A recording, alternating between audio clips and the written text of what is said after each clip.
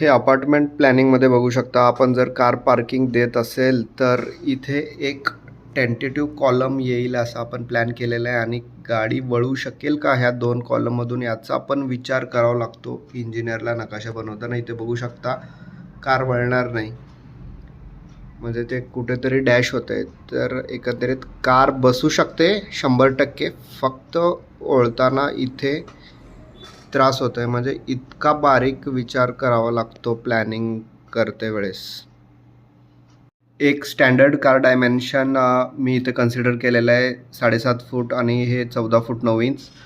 तर बघू शकता हे आपण अपार्टमेंट प्लॅनिंगमध्ये इथे ह्या 2 कॉलममधून कार पास होईल का, टर्न करता येईल का, इथे बघतोय आपण. तर एकंदरीत बघू शकता की कुठल्याही कॉलमला टच न होता गाडी आरामात वळू शकते आणि लागू शकते.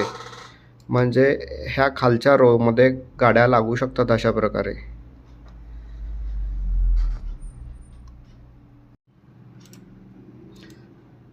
हे असं अपार्टमेंटमध्ये कार एंट्री होईल, आणि एंट्री आल्यानंतर ह्या पोझिशननं इकडे टर्न होईल, आणि सेम ॲज वरती पण टर्न होईल. तर असं पार्किंग 6, 7, 8 ते 9 कार पार्किंग इझिली होऊ शकतं.